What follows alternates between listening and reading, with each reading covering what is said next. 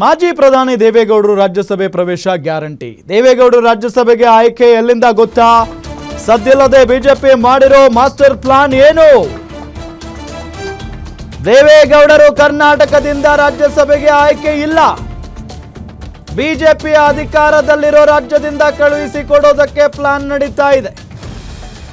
ಉತ್ತರ ಪ್ರದೇಶದಿಂದ ರಾಜ್ಯಸಭೆಗೆ ಆಯ್ಕೆ ಮಾಡುವ ಸಾಧ್ಯತೆ ಇದೆ ದೊಡ್ಡಗೌಡರನ್ನ. ದೆಹಲಿಯ ಹೈಕಮಾಂಡ್ ಅಂಗಳದಲ್ಲಿ ಈ ಬಗ್ಗೆ ಗಂಭೀರ ಚರ್ಚೆ ನಡೀತಾ ಇದೆ.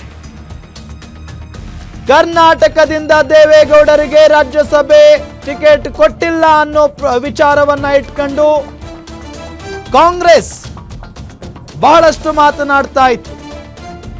ಅದಕ್ಕೆ ಕುಮಾರಸ್ವಾಮಿ ಅವರು ಕೂಡ ಕೌಂಟರ್ ಅಟ್ಯಾಕ್ ಮಾಡಿದ್ರು. ಅದು ಬೇರೆ ವಿಚಾರ, ಸ್ಪಷ್ಟನೆಯನ್ನ ಕೂಡ ಕೊಟ್ಟಿದ್ರು. ಆದ್ರೂ ಕೂಡ ದೇವೇಗೌಡರು ರಾಜ್ಯಸಭೆಯಲ್ಲಿ ಇರಬೇಕಾಗಿತ್ತು ಅನ್ನೋದು ಬಹಳ ಜನರ ಕೂಗಾಗಿತ್ತು, ಬಹಳಷ್ಟು ಜನರ ಕೂಗಾಗಿತ್ತು. ಯಾಕೆ ಅಂತ ಅಂದ್ರೆ ಪ್ರಧಾನಿ ನರೇಂದ್ರ ಮೋದಿ ಅವರ ಮುಂದೆ ಎದುರುಗಡೆ ಕೂತ್ಕೊಂಡು ಮಾತನಾಡುವಷ್ಟು ಶಕ್ತಿ, ಸಾಮರ್ಥ್ಯ, ಜೊತೆಗೆ ಅಷ್ಟೇ ಪ್ರೀತಿ, ವಿಶ್ವಾಸ ಎಲ್ಲವೂ ಕೂಡ ಇಟ್ಕೊಂಡಿದ್ದಾರೆ ಪ್ರಧಾನಿ ನರೇಂದ್ರ ಮೋದಿ ಅವರು ದೇವೇಗೌಡರ ಮೇಲೆ.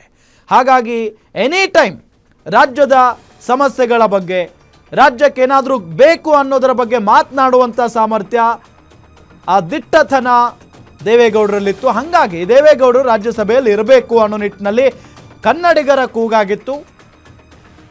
ರಾಜಕಾರಣ ಏನೇ ಇರಲಿ, ಪರ ವಿರೋಧದ ಚರ್ಚೆಗಳು ಇದ್ದೇ ಇರ್ತವೆ ಸಹಜವಾಗಿ.